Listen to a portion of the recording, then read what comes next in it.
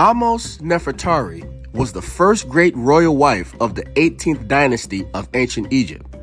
She was a daughter of Senjanre or Amhotep I, and royal sister and wife of Amos I. Her son Amenhotep I became pharaoh, and she may have served as his regent when he was young. Amos Nefertari, not to be confused with Nefertiti. This is Queen Nefertiti.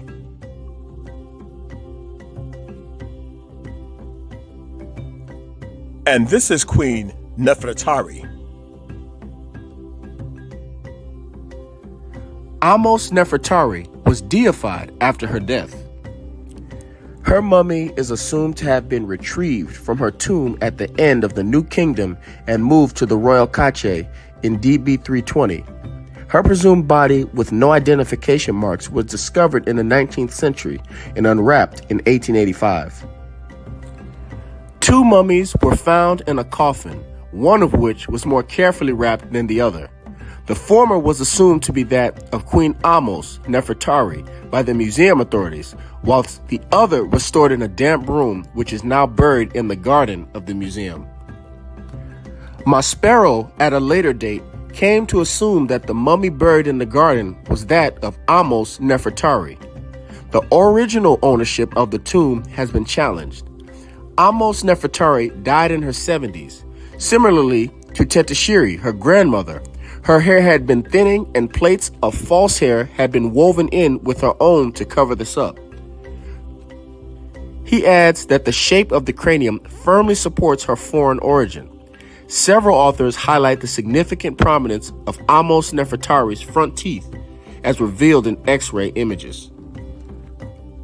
Now this is the casing of the tomb for Queen Nefertari, the outside of the tomb. Now we reveal to you the inside of the tomb, the mummy that was found on the inside. And here is Queen Nefertari found in the tombs. Yes, folks, the great Queen Nefertari.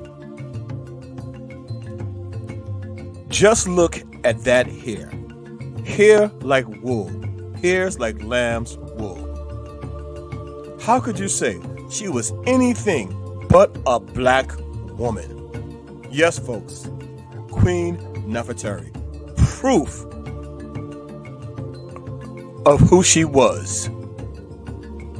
Now you really have to be in denial and you have to be delusional if you can't see that the person buried in this tomb was a black woman, a black queen, a queen of Egypt. And whether you like it or not, she was a black queen, a queen of Egypt. And yes, Egypt is, was, and always will be in Africa.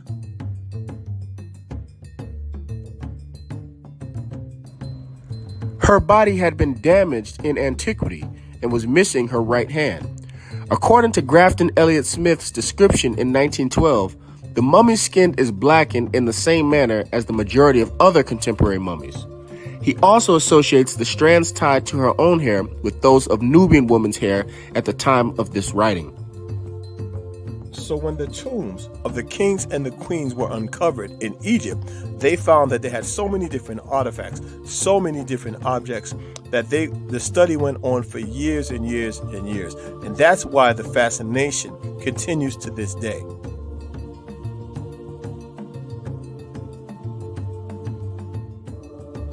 Now we often hear about the tombs of the pharaohs and the queens of Egypt.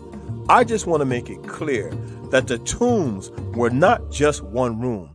It was a huge tomb with many, many different rooms and many different artifacts and many things. They had gold, they had diamond, they had silver, they had all kind of things. Oftentimes they would have animals and different things in those tombs. A look at inside of the tomb of Queen Nefertari in the Valley of the Queens. These tombs were something to behold.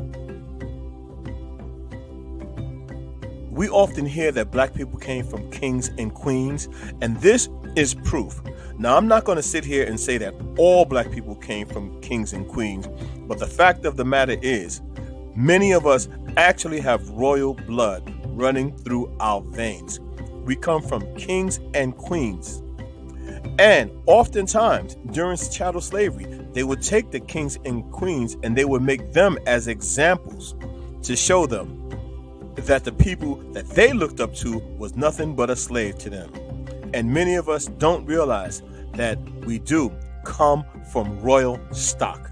Either we were royalty or we were in the royal court. But the fact of the matter is, yes, we do come from kings and queens and great civilizations, not just in Egypt, but throughout the continent of Africa. Yes, we have royal blood running through our veins. And I am not delusional. I do not think that all black people have royal blood running through our veins. But when we've heard that many times, we've heard the cliche that we come from royalty, that we are the true royals, well, you know what?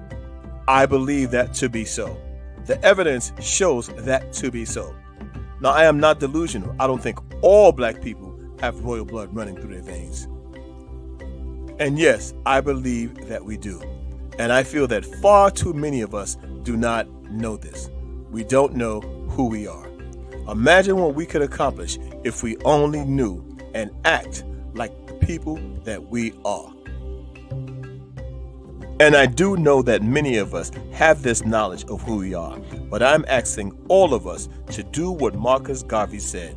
Up, you mighty race, accomplish what you will. So yes, folks, Queen Nefertari, the black woman queen of Egypt. Whether you like it or not, she was a black woman queen of Egypt.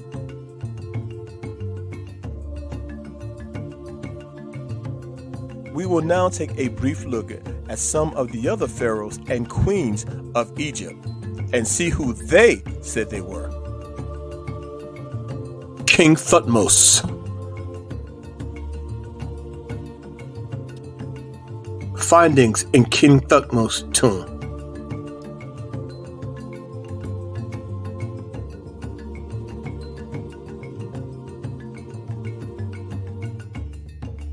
King Ramses. There are several King Ramses. This is the tombs of Ramses II. Also from the tombs of Ramses. King Seti I, and artwork and findings in his tomb.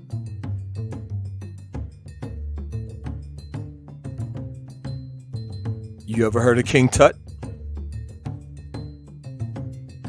Findings and artwork in his tomb. Ladies and gentlemen, I don't know how many of you know this, but these tombs were massive. Queen Nefertari. Try as they must, and as they continue to do, to hide the identities. However, the mummies and the hair speaks for themselves. And you cannot deny the hieroglyphs on the walls of the many, many tombs.